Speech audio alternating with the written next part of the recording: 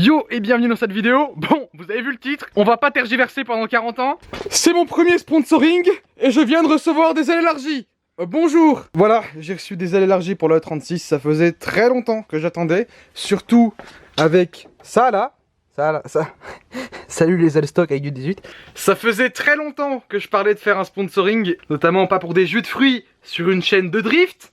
Hein? Il y a une compagnie qui s'appelle M-Way qui m'a envoyé ses ailes élargies. Et du coup, l'occasion est venue avec M-Way qui sont des gens très sympas, extrêmement ouverts et je les remercie pour ça. Ils font partie des seules personnes qui sont suffisamment ouvertes pour me permettre à moi, petit jeune avec du potentiel, on va dire, de pouvoir profiter à moindre prix de pièces esthétiques performance. Déjà que c'est difficile niveau budget pour moi, alors si en plus il y a la prépa turbo qui arrivera dans pas trop longtemps, bon, vous devez vous douter que j'ai pas trop de thunes à mettre dans autre chose. Et ils m'ont fait un super prix pour que justement je puisse me permettre de les acheter. Ces ailes vont faire beaucoup de bien à la E36 et elles vont vraiment la rendre beaucoup plus fat. Je vais vous mettre quelques images à l'écran de ces ailes exactement les mêmes sur d'autres 36. Les E36 que vous venez de voir appartiennent justement à la compagnie M-Way, elles sont violettes et je trouve pas mal. Si des fois vous connaissez pas M-Way, c'est une compagnie qui est basée en Pologne. Quoi? Vous pensez que la Pologne c'est moins bonne qualité? Vraiment?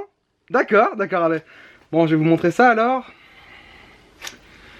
Voilà, les caisses là-bas sont hyper stylées. Donc cette compagnie M-Way en fait elle fait des ailes élargies, aussi des spoilers de toit, des lames avant. Vraiment beaucoup de choses pour E36 compact aussi. Et puis voilà, je me disais que c'était vraiment une bonne occasion, même si M-Way n'est pas forcément très connu, de montrer justement un peu leur génie avec ces ailes, qui sont d'ailleurs du plus 45 mm partout. La particularité de ces ailes, c'est qu'elles sont en fibre extensible, c'est-à-dire que je vais vous montrer une vidéo de M-Way qui a testé de mettre un coup de marteau sur ses ailes.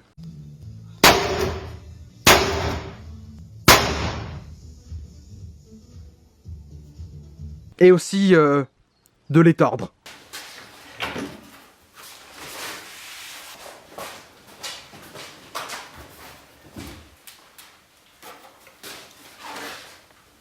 Voilà.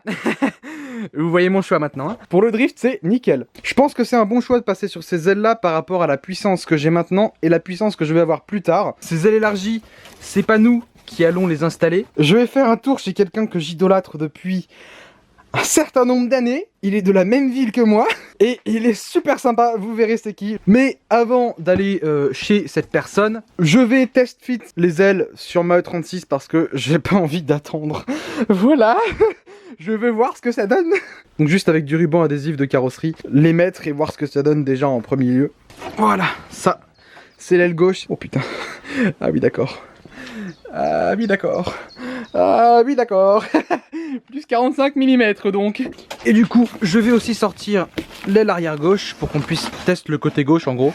Alors juste histoire de vous prévenir, le côté gauche c'est celui qui n'a pas la trappe à essence. Et le côté droit avec la trappe à essence, ça rend encore plus large. Voilà, je vous le dis. L'effet visuel est vraiment bien et je l'aime beaucoup. C'est très long. Juste histoire de voir. Ah ouais. Ah ça se met vraiment facilement en fait.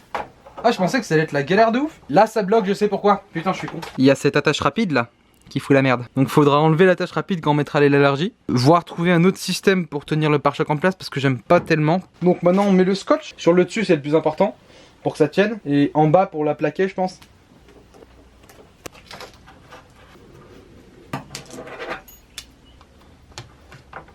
Voilà, l'aile avant est mise. Donc ce sera pas exactement comme ça dans la position finale, étant donné que on va raboter toute l'ancienne aile qui est en dessous, parce que simplement, quand tu mets des élargies, si tu élargis aussi tes voies, ça va frotter contre l'ancienne aile. Donc faut enlever la partie qui frotte de l'ancienne aile. Bon, on va test fit l'aile arrière aussi, hein. J'ai pas les mots. Donc, ça, c'est d'origine élargi à l'avant. Punaise. Putain. Mais mec. Waouh. Je sais pas si vous le voyez à la caméra, parce que le contraste entre noir et blanc, ça fait que la caméra merde un peu. En vrai, tu vois vraiment que ça fait une courbe et que ça élargit à mort. Et j'adore ce type d'ailes élargies qui sont pas juste des carrés ou juste un truc que tu vois pas. Je trouve que c'est vraiment très subtil la façon dont il faut faire les choses pour que ça rende bien. Vous avez vu à quel point ça va élargir et rehausser toute l'aile en fait, et c'est vraiment très utile parce que en drift Les BMW ont tendance à avoir cette pente là et il vaut mieux en drift être à plat. Et justement, grâce à ça, on peut un peu plus rabaisser la caisse à l'arrière, essayer de supprimer la pente. Aussi, c'est normal si vous voyez que là, ça va pas là, vous voyez, tout simplement par rapport au découpage de l'aile, parce que ici bien évidemment il va falloir aussi découper. Quand tu élargis ton arche de roue, tu fais pas juste comme ça, tu élargis l'entièreté de l'arche, même jusqu'ici, et il va falloir découper une partie du pare-choc. Et en fait ça, c'est pas pour faire le hot boy, hein. Ça aide à ce qu'il y ait plus d'espace et plus de clearance. Avant, mes roues, elles allaient jusqu'au niveau de l'arche, mais maintenant avec les ailes élargies, j'ai un fitment d'origine.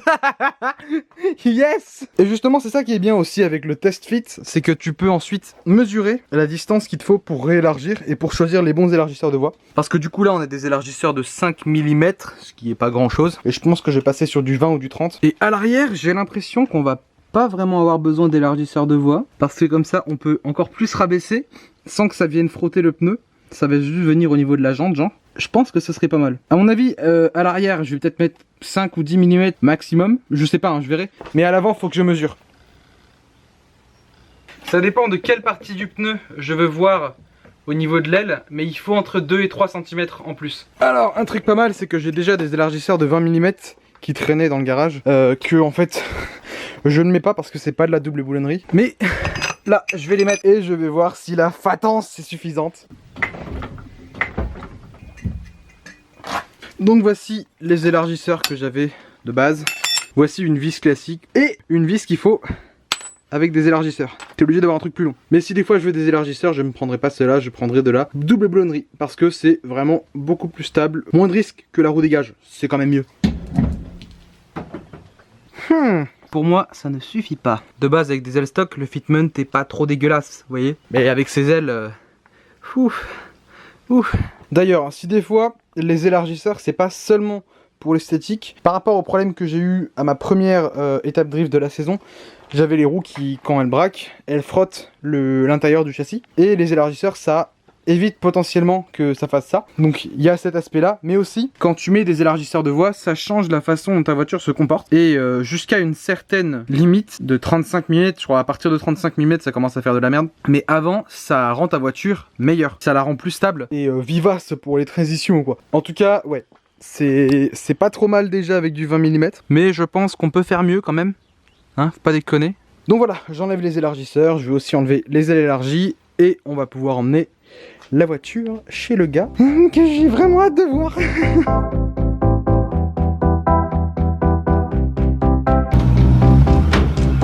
Oh tiens, bonjour Polo.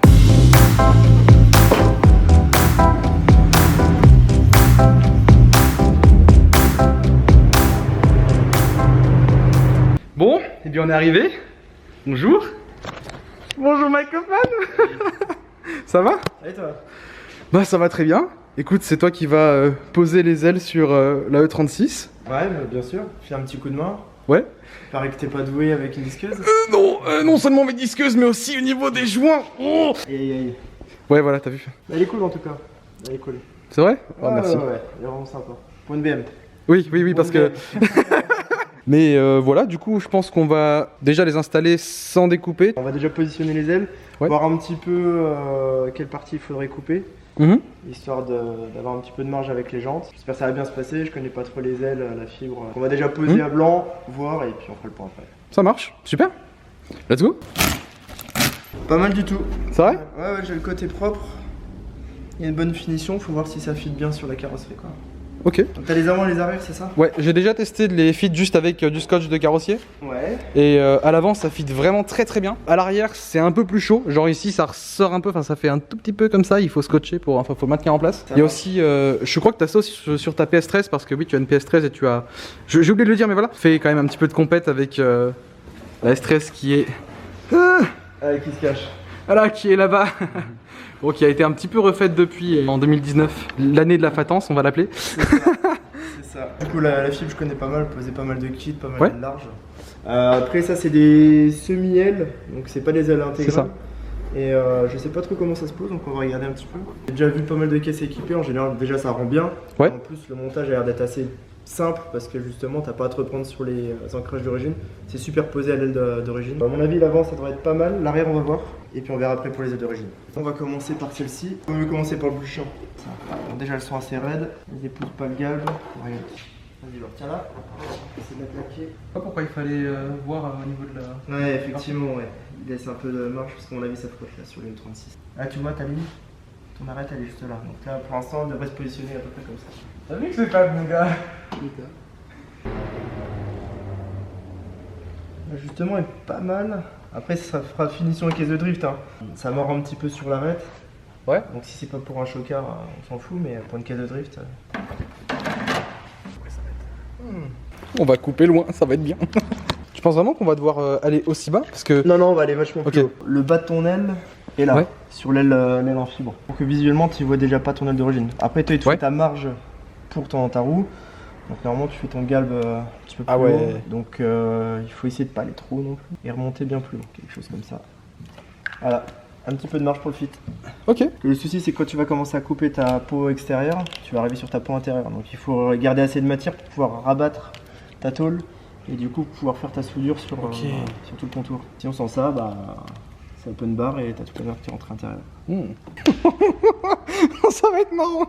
J'ai hâte de l'avoir découpé sans les ailes, tu sais. Ça va faire vous. Ce sera un monster truck. Le problème, c'est que je peux pas glisser mon doigt, monsieur, là, parce que... monsieur, excusez-moi, je suis hot boy, désolé. Ah, ça devrait être pas mal. On va faire les autres côtés? Ouais, carrément.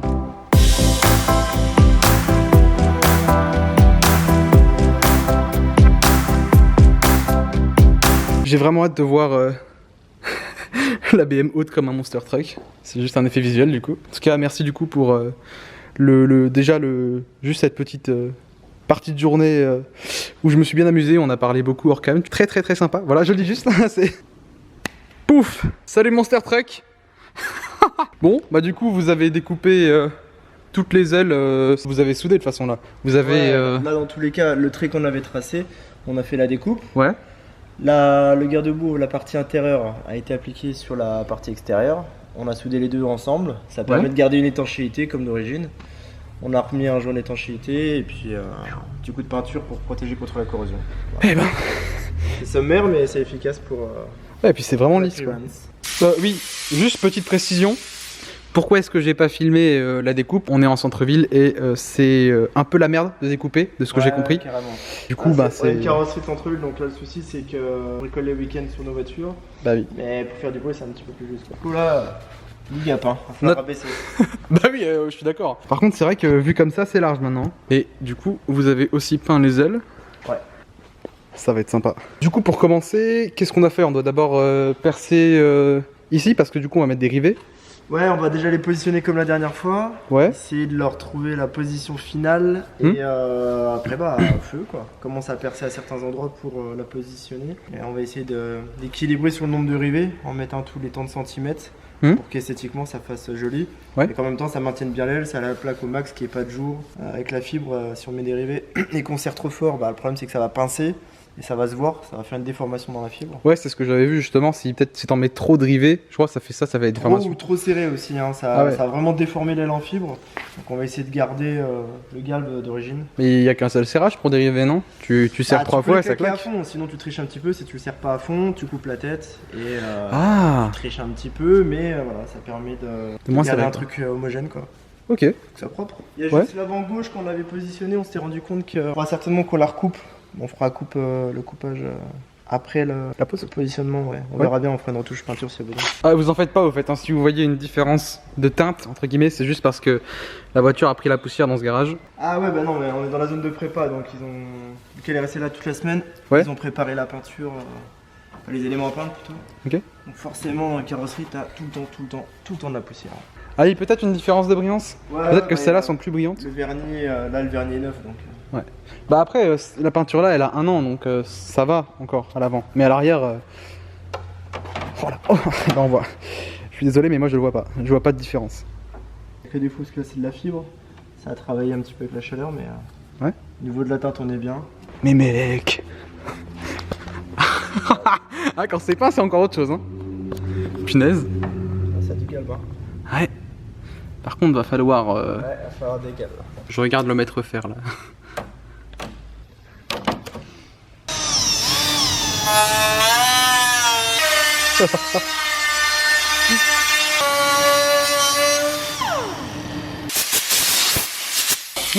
C'est pas mal.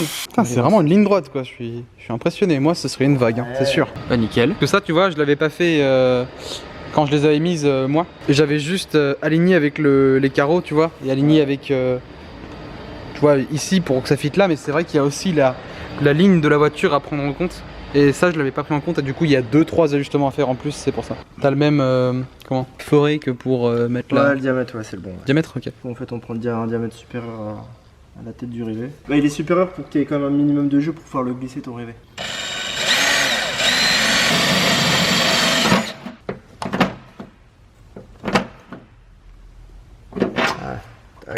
Et là du coup tu coupes pas mais on la coupera à la main quoi, enfin à la main. Là je lui mettrai un petit peu plus de tension, je laisse un peu de souplesse, le temps de positionner tous les autres. Ok.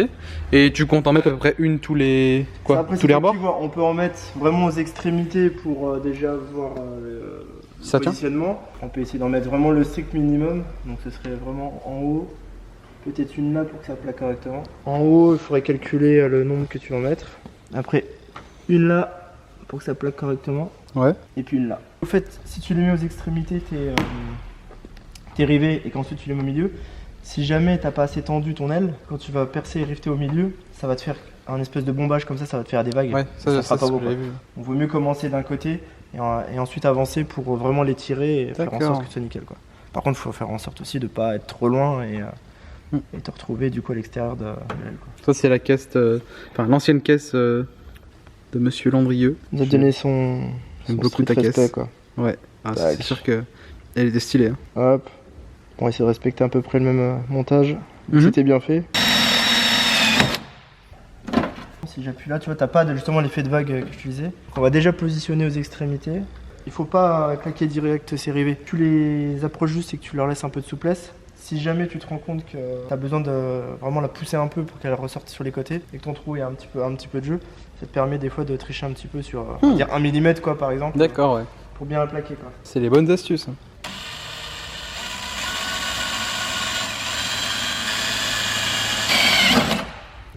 Voilà, juste en appui. Donc tu vois, tu essaies de te mettre pas trop au bord non plus parce que sinon ta fibre elle va pas... Elle peut se décrocher. Elle va pas être bien maintenue, ouais, tu risques de casser. Donc faut se mettre un minimum loin. Pas trop loin, si tu es au milieu, ça va faire dégueu. Il faut trouver un juste équilibre. Donc moi je le mets à peu près, tu vois, 1 cm des extrémités. Ouais. Voilà, t'as un peu de souplesse, elle est maintenue. Oh, elle tient toute seule. Oh, c'est bien. Oh la vache. Viens voir de devant, tu vas voir. Ah oui, c'est fat, ouais. Ouais. Un vers ici. Ok. Là, on n'en mettra pas par contre. Ouais. Donc, soit on laisse souple, c'est ce qu'on fait. Par exemple, les Anglais font ça, ils maintiennent pas trop pour garder de la souplesse. Donc, si jamais ton pneu vient travailler, tu vois. Ouais. T'as quand même un peu de souplesse. Soit après on le plaque, c'est bien rigide, mais ça bougera pas, ça baillera jamais. Ça, c'est toi qui vois. Bah, le juste milieu, je pense. Peut-être pas trop avoir des souplesses, mais un peu. Bah, sinon, on peut essayer d'en mettre un vers le milieu. Ouais, je suis d'accord. Et du coup, tu gardes un peu de souplesse. Ah, alors on a 36. Donc là, ouais, je pense que 18 c'est bien. Là on a un peu plus plaqué, et tu gardes un peu de souplesse quand même. Nickel. Bon, qu'est-ce que t'en penses? On en rajoute là? Ouais, on va rajouter là, ça fait vide. Grosso modo 120, un là. Ouais. 90, 60, 30. Je suis carrément d'accord. Ça fait pas énorme, c'est bien. Ouais, c'est pile ce qu'il faut, je pense. On va être vers là.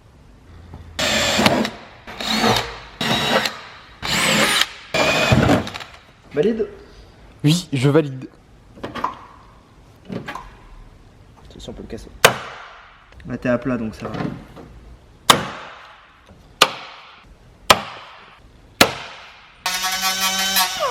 Ah, faut être précis, hein, punaise.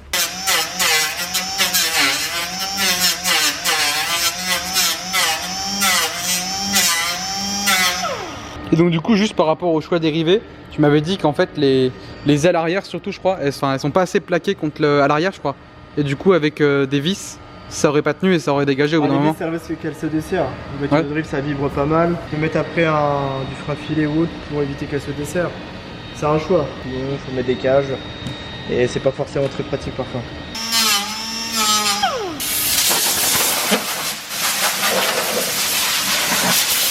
Quand tu regardes d'un certain angle, tu vois à peu près le galbe d'origine. Par contre, quand tu regardes de cet angle-là, pouf, ça devient fat. Et je trouve cet équilibre vraiment stylé parce qu'elle reste sobre et en même temps elle est fat. Mind blowing ce design. Ouais, tout à fait en arrière. Oui. Ah, j'ai hâte de voir ça. Toi, pour toi, là, en termes de travail de la suspension, pour toi, qu'est-ce qu'il faudrait avec mes 190 chevaux et qu'est-ce qu'il faudrait avec entre 300 et 400? Voilà, au niveau de la suspension, t'as pas un énorme jeu à faire.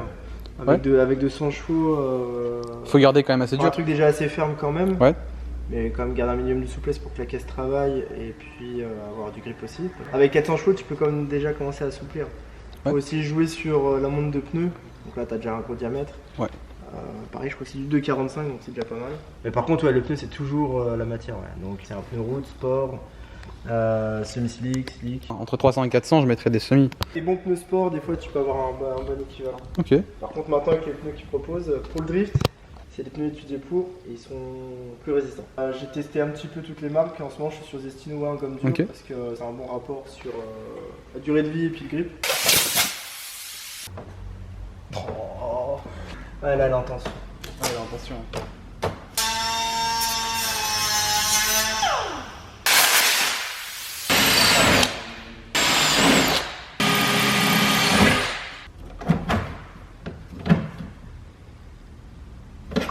Ouais, c'est large, c'est cool. Hein. Elles sont arrondies, vraiment bien foutues. C'est sympa. C'est phénoménalement différent des ailes d'origine. Est-ce que c'est ma voiture?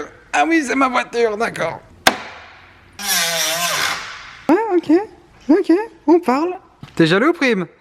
Vous voyez, de cet angle-là, c'est pas très... Enfin, on voit quand même que c'est élargi, mais ça reste sobre, tu vois, vu comme ça. Par contre, vu d'ici, c'est FAT 3.0, it's cool. Ça, c'est avant. Et ça, c'est après.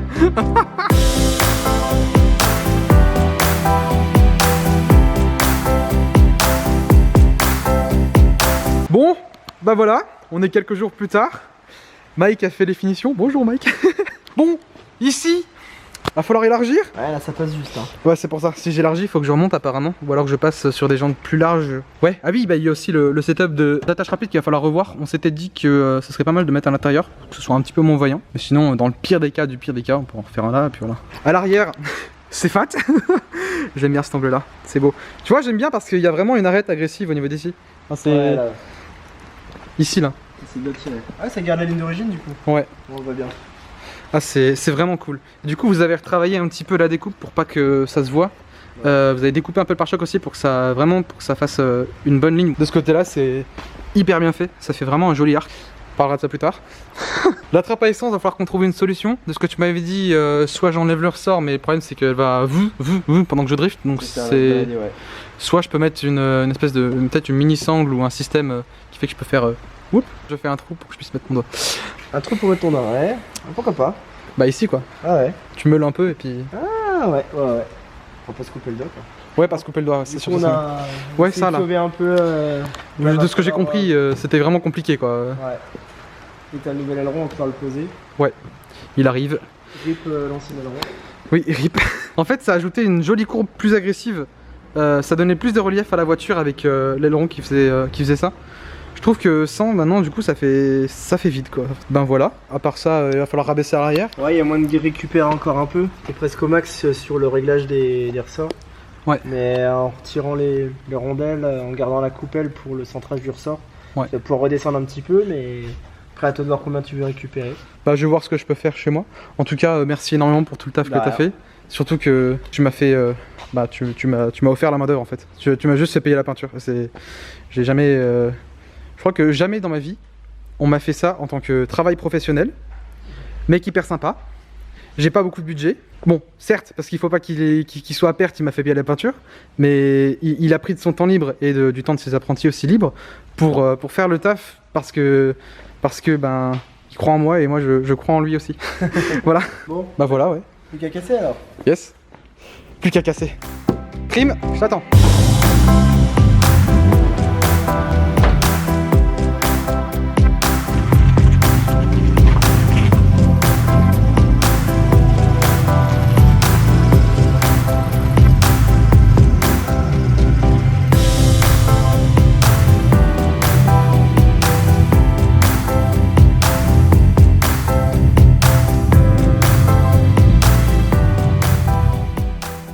Voilà, Voilà, ça y est, la E36 est rentrée, je l'ai séché un petit coup. Tout ce dont on a parlé avec Kaufman, rabaisser l'arrière parce que je peux quand même mettre mon pied, hein. Élargir l'avant, remettre le spoiler de toit et refaire le joint, et plein de diverses choses très marrantes. Je les ferai dans une prochaine vidéo là, j'ai à peu près tout ce qu'il faut mais je n'ai absolument pas le temps. Vous verrez pourquoi. J'aime bien la nouvelle petite bouille de la E36, j'ai très hâte que ce soit large et fat. J'ai aussi hâte de voir ce qu'elle va donner en drift avec des trains élargis à l'avant et rabaissés à l'arrière surtout, voir comment est-ce que les transferts de masse vont se passer avec le nouveau setup. Je considère qu'après tout ce qu'on aura fait, elle sera prête en termes d'esthétique et surtout en termes de train roulant pour accueillir le turbo, sauf peut-être le train arrière, mais on verra ça bien après le turbo. En tout cas voilà, je suis très content. Merci encore Mike, ça fait très plaisir. On s'est dit au revoir hors cam quand même si des fois. J'ai hâte de vous montrer les projets que j'ai pour cette caisse et ce qu'elle va donner dans quelques mois. Sur ce, la pizza, ça part à tous.